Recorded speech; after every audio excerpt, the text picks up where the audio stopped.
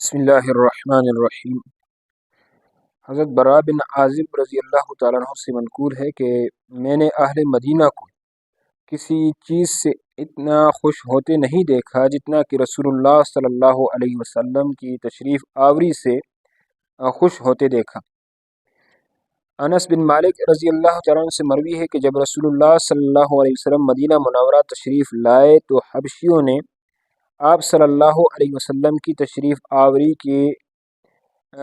اس موقع پر جو ہے تو نیزہ بازی کے کرتب دکھائے۔ اس میں ساری کی ساری جو ہے تو یہ بات ہے۔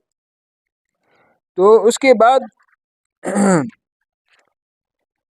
نبی علیہ الصلوۃ والسلام کی بعثت سے قبل جو ہے تو یہ علماء یہود کا جو ہے چلیں ٹائم بھی بہت کم رہ گیا 5 منٹ مخ کے بھی آتا ہے۔ اچھا، علماء یہود کا جو ہے تو یہ وہ یہاں سے گزر رہے تھے شاہ یمن طبہ کے ہمراہ۔ اس وقت طبہ جو ہے تو وہاں کا بادشاہ تھا، اور مدینہ میں جو اس طرح سفر پر گزر رہے تھے تو ان نے علماء یہود نے کہا کہ آپ ہمیں جو ہے تو اجازت دے دیں کہ ہم جو ہے تو کیا کر لیں کہ یہاں پر قیام کر لیں مدینہ کے اندر۔ انہوں نے کہا اس کی کیا وجہ ہے، آپ یہاں پر کیوں قیام جو ہے تو کرنا چاہتے ہیں؟ کہتے ہیں کہ یہاں پر ہم نے سنا ہے کہ ایک ہماری کتابوں کے اندر ہم نے پڑھا بھی ہے اور اس طرح جو تو سنا بھی ہے کہ ایک جو نبی ہیں آخری نبی وہ اسی جگہ پر بطحا سے آئیں گے اور اسی مقام پر جو ہے تو وہ قیام کریں گے، تو لہٰذا ہم یہاں پر جو ہے تو رکتے ہیں۔ انہوں نے کہا کہ ٹھیک ہے آپ جو ہے تو رک جائیں۔ اس نے نہ صرف ان کو وہاں پر رکوایا بلکہ ہر ایک کے لیے الگ گھر بنوایا اور ہر ایک کی شادی کروائی،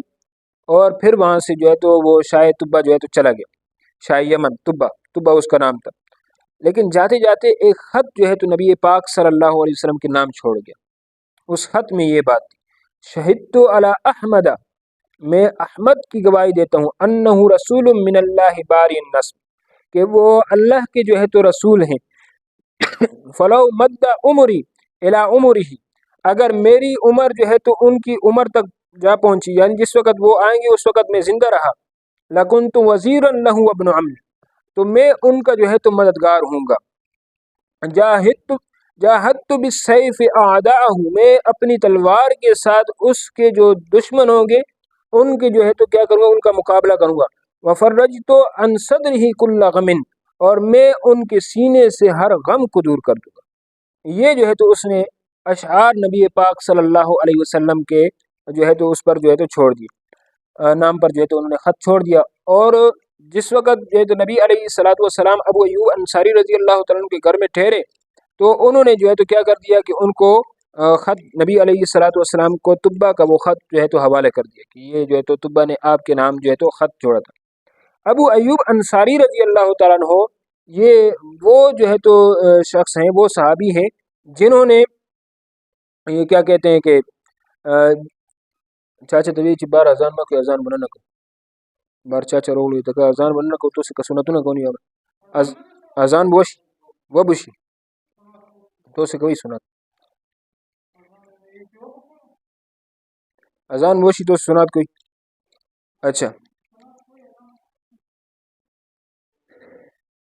اچھا ابھی اس صورت کے اندر جو ابو ایوب انصاری رضی اللہ تعالیٰ نے یہ اسی عالم کی اولاد ہیں جن کو شاہ یمن نے یہ خط دیا تھا، جن کو شاہ یمن نے یہ خط دیا تھا،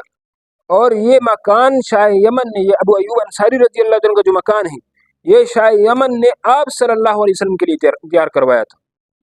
یہ مکان جو ہے تو شاہ یمن نے آپ صلی اللہ علیہ وسلم کے لیے جو ہے تو یہ تیار کروایا تھا۔ اس لیے شیخ زین الدین مراغی رحمۃ اللہ علیہ کہتے ہیں کہ اگر یہ بات کہی جائے تو بے جانا ہوگی کہ نبی علیہ الصلوۃ والسلام اپنے ہی جو ہے تو گھر کے اندر جو ہے تو ٹھہرے۔ اگر یہ بات کہی جائے تو بے جانا ہوگی کہ نبی علیہ الصلوۃ والسلام جو ہے تو اپنے ہی گھر کے اندر جو ہے تو ٹھہرے، کیونکہ